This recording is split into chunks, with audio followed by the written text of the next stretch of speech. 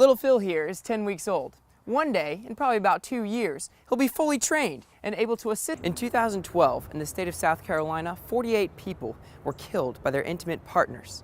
Ceremonies like the one that took place on the steps of the State House today students had the chance to visit each table for about 6 minutes. They could ask questions and get information about the different organizations. And the organizations range from campus recreation to study abroad. This is the 28th annual Clemson Carolina Blood Drive. Not only does it help save lives, it helps promote schools. Well, President Pastides began his address with the accomplishments of the university and where we've come from. He ended it with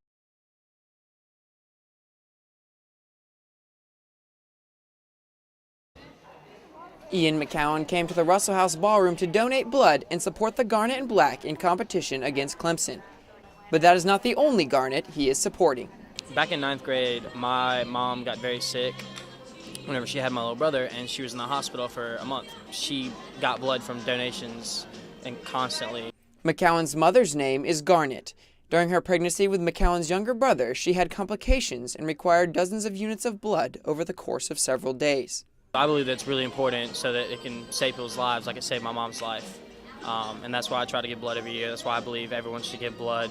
Organizers hope that people will come out and donate to make stories like this possible. Every unit of blood can save up to 3 lives. So potentially, if we say 4,000 people come, we're actually saving 12,000 lives potentially, which is just awesome. Especially right now, before the holiday season too, is actually when we see a decrease in donations just because people get busy with traveling.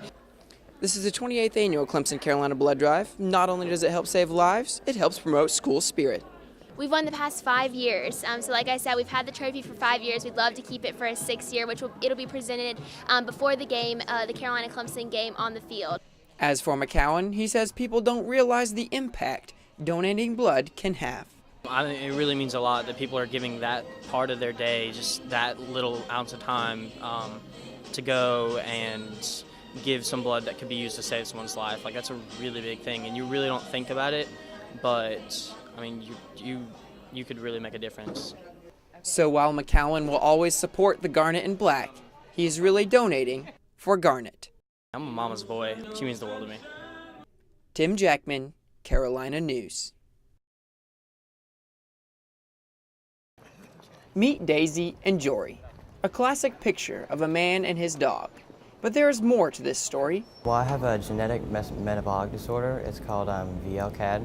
My body can't use fats for energy. And once they figured that out, they put it's called a G-tube. It goes directly into your stomach, and it's connected to a feeding pump. I also have autism and a little bit of muscle weakness as well, and that's sort of a result of the metabolic disorder. Daisy is trained to help him cope with the effects of his disabilities. She will alert to my feeding pump when it beeps. And when it beeps, it means formula's not going in, so that's a big problem. She also helps me with my autism. She has a behavior called rest, where she'll rest her head on my knee. That's sort of like a pressure behavior if I'm in a sort of a uncomfortable social situation. Jory met Daisy through a program called Palmetto Animal Assisted Life Services, or PALS for short.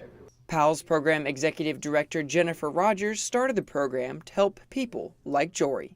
We're going into our 8th year now, and it was really because I saw a need in our community for someone who had some of the skills I had, which was training animals to help people. Little Phil here is 10 weeks old. One day, in probably about 2 years, he'll be fully trained and able to assist people who have disabilities. Rogers now houses and trains 23 dogs at her Northeast Columbia home.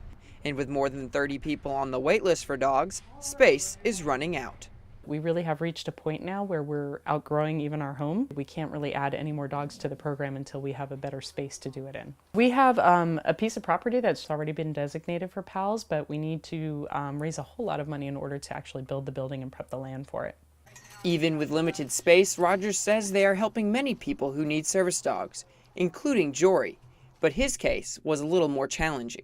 What's amazing about Daisy and Jory is that it's a project that we haven't done before. To teach a dog to alert to his stomach pump was a little intimidating at first. And Daisy really surprised us in a good way. Even though Daisy wears a special cape indicating she is a service dog, not everyone understands how important she is to Jory. The first time I actually went to the football game, the UNC game, One of the gatekeepers sort of said I couldn't bring the dog in at first, and that was a big problem. The benefits Jory has seen because of Daisy far outweigh any difficulties that may come up. I definitely, as a result of Daisy, have been sort of forced to interact with more people than I definitely would have if I hadn't had her around. But for Jory, there is one benefit that sticks out from the rest.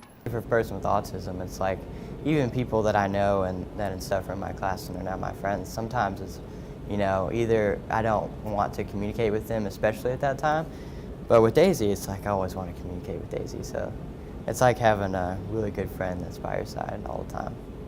And by Jory's side is exactly where Daisy will stay. Tim Jackman, Carolina News. The sights, the sounds, and the food all mean the holiday season has arrived in the Vista. People came out to enjoy Vista Lights, the popular shopping district's annual start to the holiday season. We just came down just to enjoy that festivities and just hear the music, all the stage, have fun. Vista Lights is about more than good times and Christmas spirit. It also gives businesses in the area a chance to showcase what they do. It's mainly a time to open and let the public really come and see and show, put up new work. Sharon Collins-Licata is a sculptor with Gallery 80808. She says many people came through for the first time. I actually had a gentleman in here, and I was thrilled because he had two sons about like this that came in with him, and it was their first time down here.